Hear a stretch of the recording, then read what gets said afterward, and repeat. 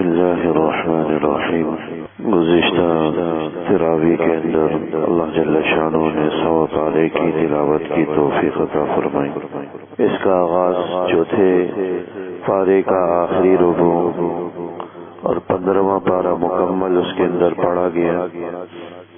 چوتھے پارے کا جو آخری رکوع ہے، آخری چوتھائی ہے، اس کا آغاز اس آیت کریمہ سے ہوتا ہے جو قرآن کریم کی سب سے جامع ترین اور کامل ترین آیت مبارکہ ہے۔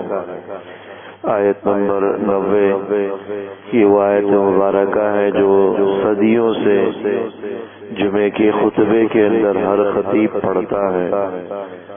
صدیوں سے کیا، حضرت عمر بن عبدالعزیز رحمہ اللہ تعالی جو تابعی ہیں، ان کے زمانے سے خطبوں کے اندر اس آیت مبارکہ کے پڑھنے کا معمول خطبہ کا چلا آ رہا ہے۔ یہ آیت ہے ان اللہ یأمر بالعدل والاحسان وإیتاء ذی القربى وینہی عن الفحشاء والمنکر والبغی یعظکم لعلکم تذکرون۔ آیت نمبر 90 سورہ نحل کی۔ علماء فرماتے ہیں کہ قرآن کریم کی سب سے کامل اور جامع ترین آیت کہ اس کے اندر اللہ جل شانہ نے 3 باتوں کا حکم دیا۔ ان 3 باتوں کے اندر ساری خیروں کو جمع کر دے، جتنی بھی خیر، جتنی بھی بھلائیاں، جتنی بھی اچھائیاں، جتنے بھی نیکی کے کام، جتنے بھی اچھے کام ہیں، چھوٹا بڑا ہر قسم ہر خیر کے کام کو اللہ جل شانہ نے ان 3 حکموں کے اندر جمع فرمایا اور 3 باتوں سے منع فرمایا، اور جن 3 باتوں سے منع فرمایا ہے ان کے اندر ساری شر کی باتیں، ساری برائی کی باتیں، ساری بدی کی باتیں، ساری خرابیوں کی جڑوں کو جمع کر دیا گیا۔ گویا کہ ہر قسم کی اچھائی کا مجموعہ بھی اور ہر قسم کی برائی اور شر کا مجموعہ بھی اس آیت مبارکہ کے اندر پایا جاتا ہے۔ اور دین اسلام کی یہی 2 حصے ہیں۔ کچھ چیزیں وہ ہیں جو اچھائی اور بھلائی اور خیر والی باتیں کہلاتی، اور کچھ وہ ہیں جو شر والی، گناہ والی اور بدی والی اور برائی والی باتیں کہلاتی۔ ان دونوں چیزوں کو اللہ جل شانہ نے یہاں پر جمع فرمایا۔ ان اللہ یأمر بالعدل، اللہ عدل کا، انصاف کا تمہیں حکم کرتا ہے۔ عدل یا انصاف کا تعلق صرف عدالتوں کے ساتھ نہیں ہوتا کہ عدل یا انصاف کی ضرورت وہاں پر پیش آتی ہو۔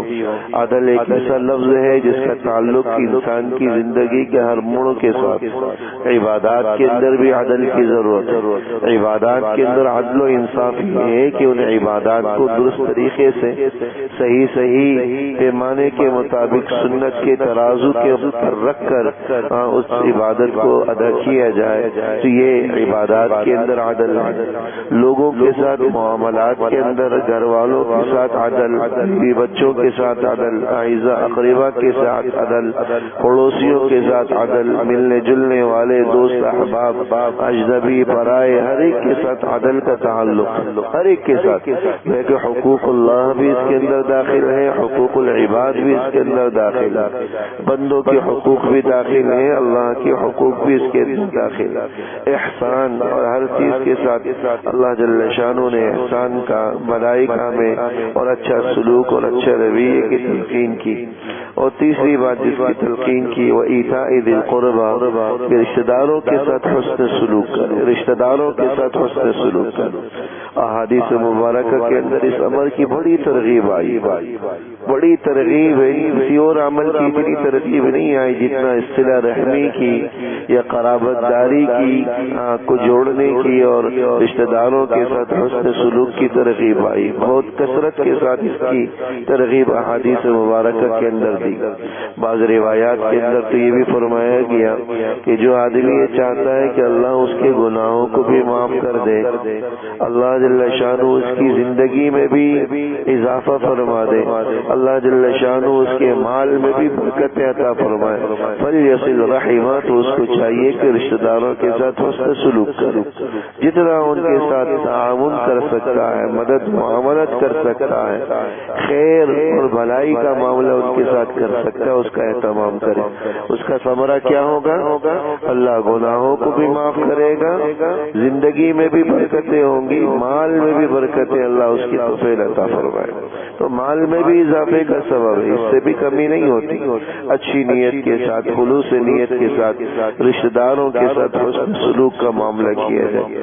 اور اللہ معاف کرے، آج معاملہ یہ ہے کہ چھوٹی چھوٹی باتوں پر ہم قطع تعلقی کیے بیٹھے ہوتے ہیں، رشتے توڑے ہوئے بیٹھے ہوتے ہیں، ناراضگیاں سالہ سال ہمارے درمیان چلتی ہیں، پرایوں کو منایا جاتا ہے، ان کو خوش کیا جاتا ہے، ان کے ساتھ اچھا سلوک کیا جاتا ہے، لیکن اگر اچھے سلوک کی حقدار نہیں ہوتے تو ہمارے اپنے اعزاء اقربا نہیں ہوتے۔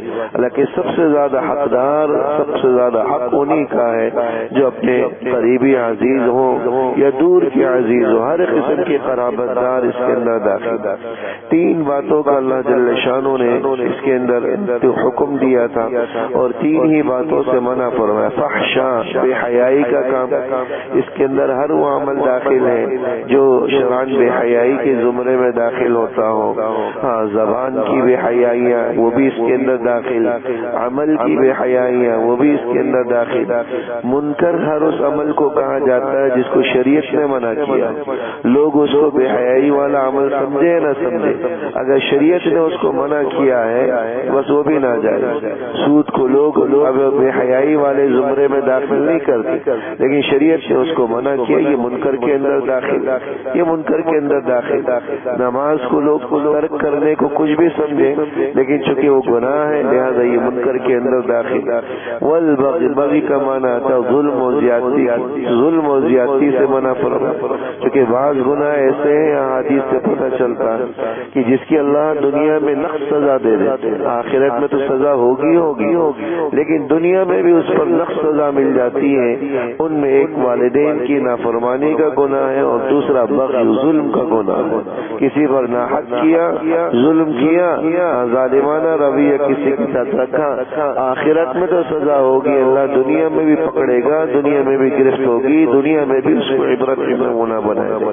یہ تین چیزوں کا اللہ نے اس آیت کے اندر حکم دیا اور تین ہی باتوں کا سے منع فرمایا۔ یہ قرآن کریم کی علماء فرماتے ہیں سب سے کامل ترین آیت ہے، یہاں تک کہ بہت سے غیر مسلم یہودی بھی، عبداللہ ابن سلام رضی اللہ تعالیٰ عنہ جیسے جو پہلے یہودی تھے، اسی آیت مبارکہ کو سن کر اور اس کی جو ہے افادیت اور حقانیت کو دیکھتے ہوئے وہ مسلمان ہوئے۔ اللہ جل شانہ نے اس سورہ مبارکہ کے اندر عمل صالح پر، اچھے اعمال پر بہترین زندگی کا وعدہ فرمایا کہ من عمل صالحا من ذکر او انثى وهو مؤمن، کہ جو آدمی مرد ہو یا عورت ہو ایمان کے ساتھ ہو اور نیک اعمال کا اہتمام کرے، فلنحيينه حیاتا طیبہ، ہم اس کو پاکیزہ زندگی عطا کریں، ایسی زندگی جس کے اندر چین سکون ہوگا، بے سکونی بے اطمینانی نہیں ہوگی۔ اب پاکیزہ زندگی کے لیے ضروری نہیں ہے کہ مال و دولت کی فراوانی ہو، اللہ جل شانہ کم مال پر بھی سکون اور اطمینان والی زندگی نصیب فرمائے کہ اس کا دل مطمئن ہے، نہ زیادہ کی لالچ ہے نہ زیادہ کی حرص ہے، اس لالچ کی وجہ سے وہ اپنے آپ کو تباہ نہیں کر رہا۔ اللہ جل شانہ نے سکون بری زندگی اس کو عطا فرمائی، یہ اللہ جل شانہ کی ایک بڑی نعمت ہے۔ آج کتنے مال والے ایسے، مال و دولت والے ایسے ہیں جنہیں ذرا سی نیند کے لیے بھی گولیوں کا سہارا لینا پڑتا، ایسے ڈپریشن، ایسے ٹینشنوں کا وہ شکار رہتے ہیں۔ یہ کوئی پاکیزہ زندگی نہیں، ذہن میں بٹھا لیجئے گا کہ پاکیزہ زندگی مال سے نہیں حاصل کی جا سکتی، مال و دولت سے پاکیزہ زندگی نہیں خریدی جا سکتی، دنیا کے تو اسباب خریدے جا سکتے ہیں، اسباب راحت خریدے جا سکتے ہیں، راحت نہیں خریدی جا سکتی۔ راحت کے اسباب الگ چیز ہیں، راحت کے وسائل الگ چیز ہیں، راحت کے ذرائع الگ چیز ہیں، خود راحت الگ چیز۔ انگنت لوگ ایسے ہیں جن کے پاس وسائل کی، اسباب کی بھرمار ہے، لیکن چین و سکون نام کی کوئی چیز نہیں ہے ان کی زندگیوں میں۔ راحت نام کی کوئی چیز نہیں۔ اللہ جل شانہ نے عمل صالح پر حیات طیبہ کا وعدہ فرمایا ہے، پاکیزہ زندگی، چین و سکون والی زندگی کا وعدہ فرمایا ہے۔ اللہ جل شانہ اعمال صالحہ کی ہم سب کو توفیق نصیب فرمائے۔ 15واں پارہ کامل اس تراویح کے اندر، گزشتہ تراویح کے اندر پڑھا گیا، اور اس کے اندر 2 بڑی صورتیں پڑھی گئی، جن میں سر فہرست ایک سورہ بنی اسرائیل ہے جس کو سورہ اسراء بھی کہا جاتا ہے، اور دوسری سورہ مبارک سورہ کہف۔ سورہ بنی اسرائیل یا سورہ اسراء اس کو کہا جاتا ہے۔ اس کے اندر پہلا جو واقعہ اللہ جل شانہ نے بیان فرمایا وہ حضور نبی اکرم صلی اللہ علیہ وسلم سفر اسراء کا واقعہ ہے۔ سفر اسراء اس کو ہمارے یہاں سفر معراج بھی کہا جاتا ہے۔ حضور علیہ السلام کو راتوں رات مسجد حرام سے مسجد اقصیٰ لے جایا گیا، حالانکہ مسجد اقصیٰ کی مسافت اور دوری 3 مہینے کی مسافت بتلائی جاتی تھی، عام سفر اتنی طویل دورانیے کا تھا، لیکن راتوں رات اللہ جل شانہ نے حضور نبی اکرم صلی اللہ علیہ وسلم کو یہ اعزاز عطا فرمایا کہ مسجد حرام سے اٹھا کر لے جایا گیا اور مسجد اقصیٰ میں وہاں پر آپ نے انبیاء کرام علیہ السلام کی امامت فرمائی۔ اس سفر کو اسراء کہا جاتا ہے، مسجد حرام سے مسجد اقصیٰ۔ اسراء کا عربی کے اندر معنی آتا ہے کسی کو رات میں سفر کرانا، راتوں رات سفر کرانا، لے جانا، اس کو اسراء کہتے ہیں۔ لہذا مسجد حرام سے مسجد اقصیٰ تک کا جو سفر ہوا یہ اسراء کہلاتا ہے، اس کو قرآن نے بیان کیا۔ پھر مسجد اقصیٰ سے آسمانوں کا جو سفر ہے اس کو معراج کہتے ہیں۔ ہمارے یہاں سب کو ہی معراج بول دیا جاتا ہے، اگرچہ ایسا نہیں ہے، سبھی کو معراج نہیں کہا جاتا۔ معراج مسجد اقصیٰ سے یا بیت المقدس سے آسمانوں کے سفر کو اس کو معراج کہتے ہیں، اور جو مسجد حرام سے یعنی بیت اللہ سے بیت المقدس تک کا جو سفر ہوا اس کو اسراء کہا جاتا ہے۔ دونوں کے حکم میں بھی فرق، یہ فرق قرآن کریم نے اس سفر کو تو بیان کیا ہے جس کو ہم اسراء کہتے ہیں، یا جو مسجد اقصیٰ مسجد حرام سے بیت المقدس تک ہوا اس کو قرآن نے بیان کیا، لیکن آسمانوں کے سفر کے واقعے کو قرآن نے بیان نہیں کیا، اس کا ذکر احادیث مبارکہ سے پتہ چلتا ہے۔ تو سفر کا ایک جز یہاں پر موجود، اس سے علماء فرماتے ہیں کہ اگر کوئی آدمی اس طرح کا انکار کرے تو وہ دائرہ اسلام سے ہی خارج ہو جاتا ہے، یعنی مسجد حرام سے بیت المقدس تک کے سفر کا بھی انکار کر جائے کہ اس کا کوئی ثبوت نہیں، یا کچھ کہہ دے کہ بھائی تو خواب میں ہوا تھا، راتوں رات ہوا تھا، یہ خواب کو واقع ہوگا، تو اتنا لمبا سفر تو عام معمول کی زندگی میں ممکن نہیں ہے۔ بہت سے لوگ ایسے جدت پسند یا جو اپنے آپ کو روشن خیال کہتے ہیں، روشن ذہن کا کہتے ہیں، وہ اس واقعے معراج کو یا اس واقعے اسراء کو خواب کا واقعہ بیان کرتے ہیں، کوئی خواب میں ہوا، کوئی واقعتاً حضور کو یہ سفر نہیں کروایا گیا۔ اگر کوئی خواب کی بات ہوتی تو کوئی یہ اعزاز والی بات ہی نہیں، خواب میں تو بندہ پتہ نہیں کہاں سے کہاں پہنچا ہو۔ کتنے لوگ ہیں جو فقیر ملنگ ہیں لیکن رات میں خواب میں وہ بادشاہ بنے ہوئے ہوتے، پوری دنیا کے حکمران بنے ہوئے ہوتے، دنیا کے ایک کونے سے دوسرے کونے تک وہ سفر کر جاتے۔ تو خواب کی باتیں تو کوئی حیثیت نہیں رکھتی، نہیں کوئی وہ اعزاز اور کمال والی باتیں ہیں۔ اور کمال اور اعزاز یہ ہے کہ وہ جب وہ حقیقت میں ہوا ہو، ریئل میں ہوا ہو، اور باقاعدہ وجود شخصی کے ساتھ اس سفر کو کیا گیا، یہ ایک اعزاز اللہ جل شانہ کا اس کو قرآن کریم میں بیان کرنا، یہ بھی اسی کی طرف اشارہ کرتا ہے کہ یہ واقعات ایک اعزاز تھا جو اللہ نے اپنے نبی کو عطا کیا۔ اب جو مادیت پرست لوگ ہیں، جو اسباب کو دیکھتے ہیں، وہ ان چیزوں کا انکار کرتے۔ ہمارا دین روحانیت والا دین ہے جو بغیر اسباب کے، بغیر جو ہے نا اسباب کے ہمیں اللہ پر اور اللہ جل شانہ کی ان جو ہے طاقتوں پر ہمیں ایمان لانے کی ترغیب دیتا۔ یہ واقعہ پورا اپنی جگہ ایک پوری تفصیل طلب ہے، اس واقعے کو ذکر کرنے کا موقع نہیں، لیکن اللہ جل شانہ نے اس چیز کو اس سورہ مبارکہ کی ابتدائی آیتوں کے اندر بیان کیا۔ اس سورت کی جو خاص بات ہے وہ آیت نمبر 23 سے کچھ اسلامی آداب ہیں جس کو اللہ جل شانہ نے بیان کیا۔ مختصراً وہ آداب آپ کے سامنے عرض کر دیتا ہوں۔ وَقَضَىٰ رَبُّكَ أَلَّا تَعْبُدُوا إِلَّا إِيَّاهُ، اسلامی آداب یا کہہ لیں لیں یا اسلامی تعلیمات کہہ لیں، بہت خوبصورت سی اور اچھی اسلامی تعلیمات کو یہاں پر بیان کیا گیا۔ سب سے پہلی بات جو اللہ جل شانہ نے بیان کی وہ والدین کے ساتھ حسن سلوک کی بیان کی، ان کے ساتھ اچھائی کا معاملہ، بالخصوص اگر ان میں سے کوئی ایک یا دونوں بڑھاپے کو پہنچ جائے تو ان کے ساتھ برتاؤ اور رویہ کہیں زیادہ بہتر اور اچھا ہونا چاہیے۔ یہاں تک کہ فرمایا کہ فلا تقل لهما اف، کہ ان کے سامنے ناگواری کا اظہار نہ کرنا۔ اف کا مطلب یہ نہیں ہے کہ بھائی لفظ اف نہ کہو، بقیہ کچھ بھی کر جاؤ، بقیہ کچھ بھی کہہ دو، یہ مطلب اف کا مطلب ہوتا ہے کہ ناگواری کا اظہار نہ کرنا، کیونکہ عموماً جب بڑھاپا طاری ہوتا ہے تو بس اوقات طبیعت کے اندر وہ جو ہے کیفیت نہیں رہتی جو پہلے تھی، بہت ساری چیزیں وہ بھول جاتا ہے، طبیعت میں چڑچڑاپن آ جاتا ہے، کئی طرح کی آزار اور کئی طرح کی جو ہے نا کمزوریوں کا اسے سامنا کرنا پڑ رہا ہوتا ہے۔ تو ایسے موقع پر خصوصیت کے ذات کی ترغیب دی کہ ان کے سامنے ناگواری کا اظہار نہ کریں۔ جس طرح اگر آپ کے چھوٹے بچے ہوں، ان کی ایک ایک بات کو ہم کس طرح کان لگا کر سنتے ہیں، کتنا پیار و محبت کے ساتھ سن رہے ہوتے ہیں، ایک ایک بات کو اگر 10 دفعہ پوچھے تو 10 دفعہ ہم اسے بیان کرتے، کوئی ناگواری نہیں ہوتی۔ ایسے ہی بلکہ اس سے کہیں زیادہ حقدار والدین ہیں کہ ان کی بات پر ناگواری کا اظہار نہ کیا جائے۔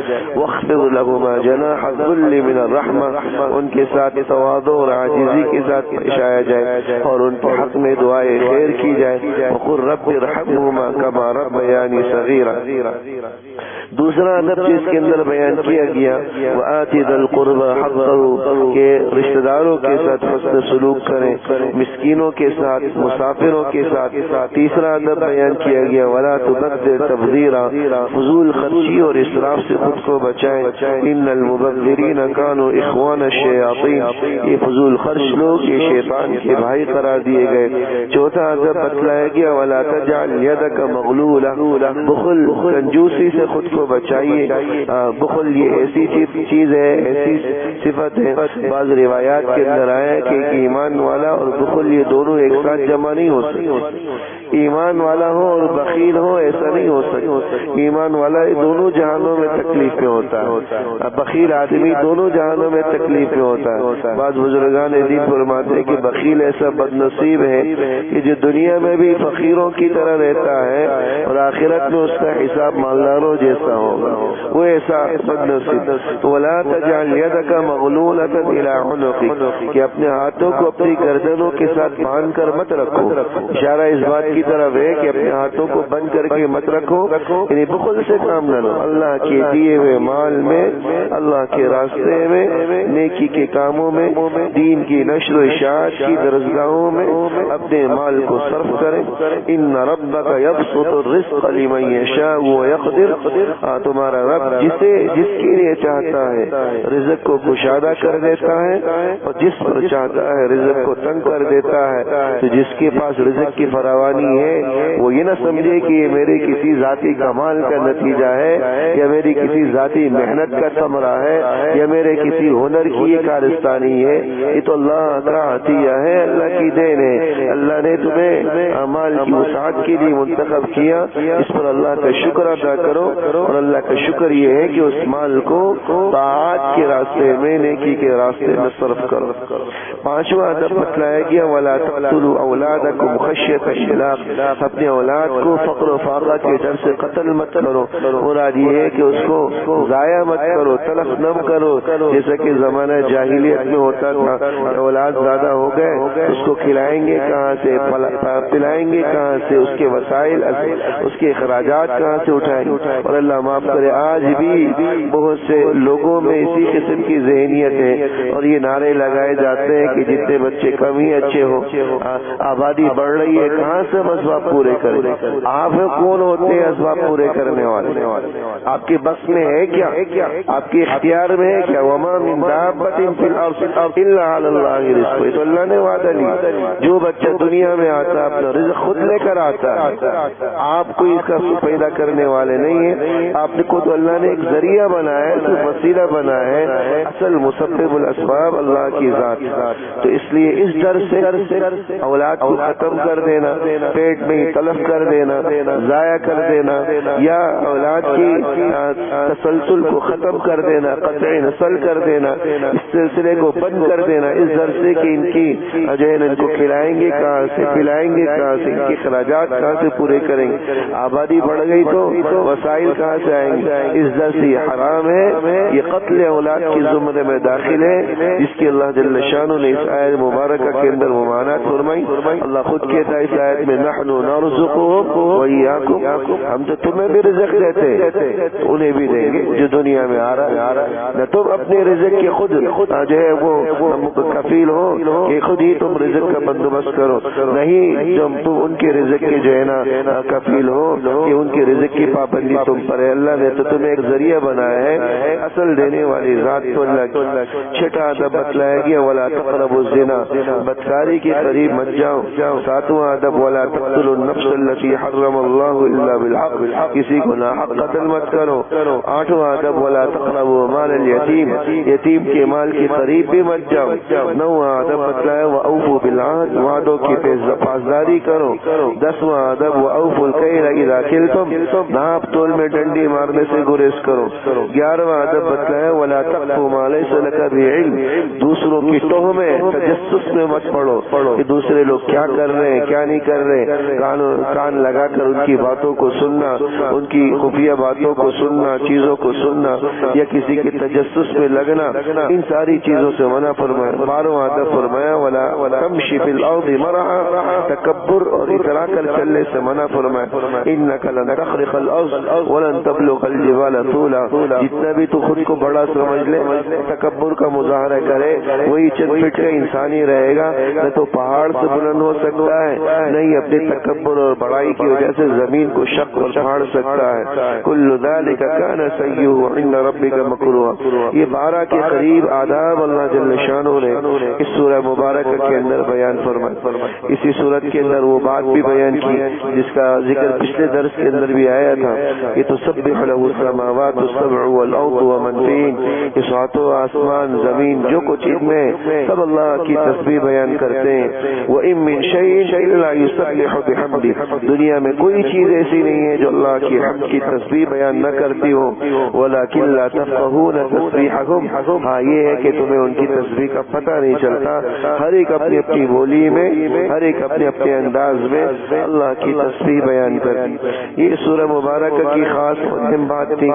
اگلی جو اس سورت کے اندر جو خاص بات بیان کی گئی آیت نمبر 78 سے اوقات صلاۃ کا ذکر ہے کہ نمازوں کو ان کے اوقات میں پڑھنے کی ترغیب دی گئی۔ اقیم الصلاۃ لدلوک الشمس، تمام اوقات کو اللہ جل شانہ نے اس سورہ مبارکہ کے اندر بیان فرمایا۔ اگلی جو سورت اس کے اندر پڑھی گئی تھی گزشتہ تراویح کے اندر سورہ کہف ہے۔ سورہ کہف بھی اللہ جل شانہ نے پوری کرنے کی توفیق نصیب فرمائی، بلکہ پوری نہیں ہوئی ہے، اس کا کچھ ہی حصہ تلاوت ہوا ہے اور کچھ حصہ 16ویں پارے کے اندر ہے۔ سورہ کہف کے اندر اللہ جل شانہ نے 3 واقعات اور 3 قصے بیان فرمائے ہیں۔ ایک تو اصحاب کہف کا واقعہ ہے، دوسرا واقعہ حضرت موسیٰ اور حضرت خضر علیہ السلام کا ہے، اور تیسرا واقعہ ایک مسلمان حاکم ذوالقرنین کا اللہ جل شانہ نے اس سورہ مبارکہ کے اندر بیان فرمایا۔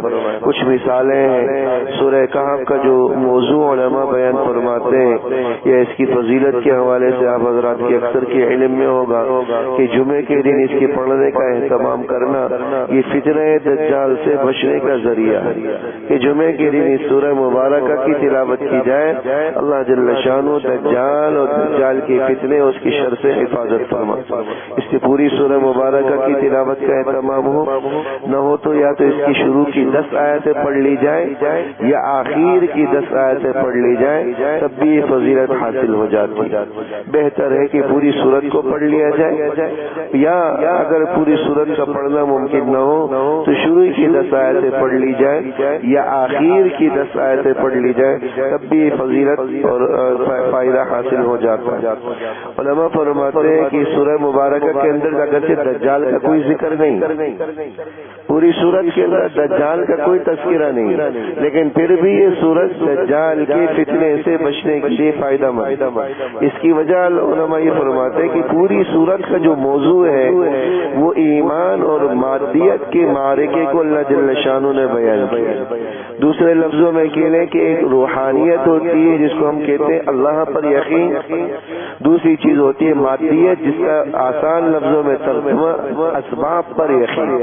ان دو چیزوں کا تقابل اللہ جل شانہ نے اس صورت کے اندر بیان کیا، اور فتنہ دجال کے اندر ایمان والوں کا مقابلہ بھی یہی ہے کہ روحانیت کا اور اللہ پر یقین کا مقابلہ مادیت اور اسباب کے پر یقین کرنے والوں کے ساتھ ہوگا۔ دجال اسباب کو لے کر آئے گا، دجال ظاہری چیزوں کو لے کر آئے گا، اور ایمان والے کے پاس ظاہری اسباب کچھ نہیں ہوں گے، وہ روحانیت ہوگی اور ایمان بالغیب ہوگا، اللہ پر ایمان ہوگا۔ یہ ٹکراؤ اس زمانے میں ہوگا۔ تو اس صورت کے اندر بھی اللہ جل شانہ نے جتنے بھی واقعات بیان کیے ہیں ان سب کا حاصل یہی ہے، روحانیت و مقابلہ مادیت، اللہ پر یقین و مقابلہ اسباب پر یقین کرنے والے۔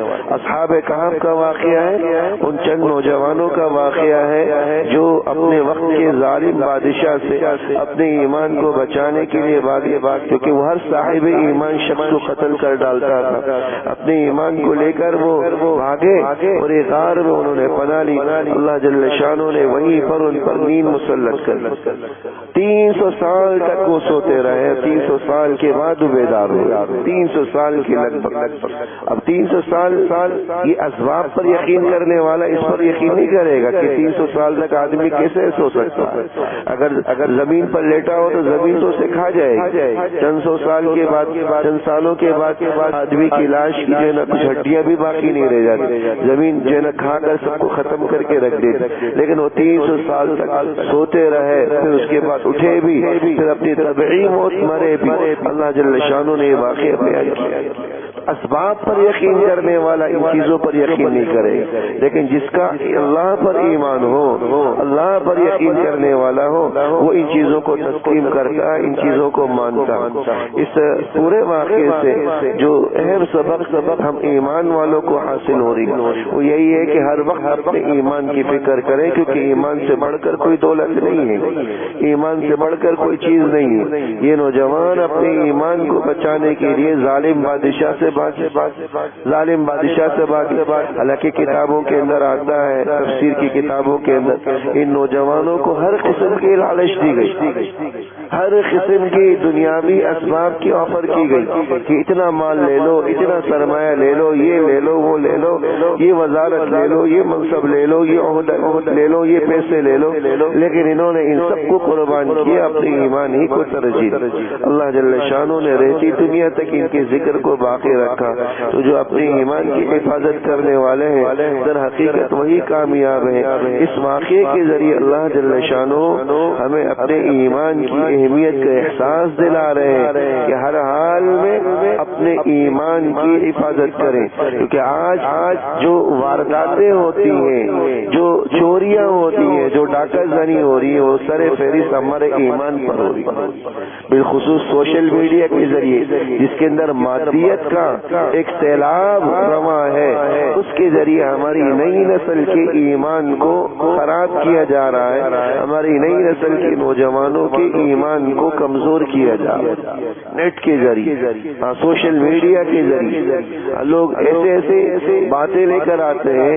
ایک صاحب اس دن آئے، کہنے لگے کہ میں رات میں نیٹ میں بیٹھا تو میں نے وہاں تلاش کیا، مجھے پتا چلا کہ بھئی حضور کے زمانے میں تو رمضان کا مہینہ تھا ہی نہیں، یہ تو حضرت عمر کے زمانے میں ہجری سال کا آغاز ہوا ہے، رمضان کا مہینہ تھا نہیں، پورے اس میں روزے کہاں سے آ گئے، یہ تراویح کہاں سے آ گئی، یہ قرآن کہاں سے آ گیا؟ میں نے کہا اللہ قرآن میں کہتا ہے شہر رمضان، رمضان کا مہینہ، قرآن تو حضور پر نازل ہوا ہے، کہ نہیں میں نے نیٹ میں دیکھا مالک کا وجہ رمضان کا مہینہ حضور کے زمانے میں نہیں تھا۔ میں نے کہا آپ کا نیٹ جو بھی کہتا ہو قرآن تو ہمارے سامنے یہ کہتا۔ اب میں قرآن کی آیت سنا رہا ہوں، وہ صاحب صاحب مجھے نیٹ کی باتیں بتائیں. یہ لوگوں کا مزاج بن چکا ہے کہ ہر چیز وہیں سے حاصل کی جائے، جو وہ کہہ رہا ہے اس پر ایمان لایا. یہ اصل خرابی کی جڑ ہے، یہ اصل برائی کی جڑ ہے جو ہمارے ایمان کو کمزور کر رہی. کہہ رہا میں پوری رات اسی شش و پنج میں گزارتا رہا، رمضان تو تھا ہی نہیں. اللہ خود شہر عربی زبان میں مہینے کو کہتے، تو شہر رمضان کا سادہ ترجمہ رمضان کا مہینہ. اللہ خود کہہ رہا ہے رمضان کا مہینہ قرآن، لیکن وہ صاحب بار بار مصرے نہیں، اس پہ تو موجود نہیں، نیٹ میں تو موجود. تو ہم اپنے ایمان کی جانچ پڑتال کریں، ایمان کو قرآن کے ساتھ اور احادیث کے ساتھ جوڑیں، انٹرنیٹ کے ساتھ، سوشل میڈیا کے ساتھ یا اس قسم کے ذرائع ابلاغ کے ساتھ نہ جوڑیں. جو وہاں سے ایمان حاصل کرنے کی کوشش کرتا ہے اپنے ایمان کو خطرے میں ڈالتا ہے، اپنے ایمان کو خسارے میں ڈالتا ہے، اپنے ایمان کو مشکوک کر رہا. یہ ایمان بالغیب ہے میرے دوست. یہ سینہ بسینہ چلا آ رہا ہے، یہ نیٹ کے ذریعے سوشل میڈیا کے ذریعے حاصل ہونے والا نہیں.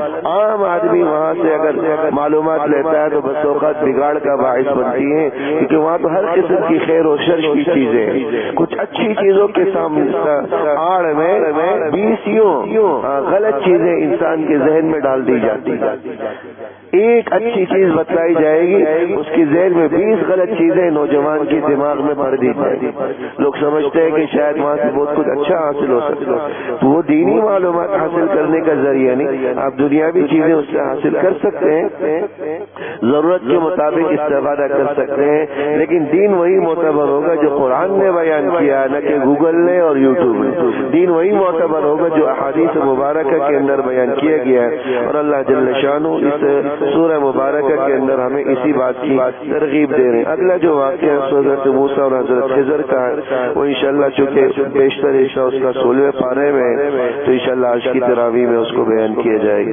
اللہ جل شانہ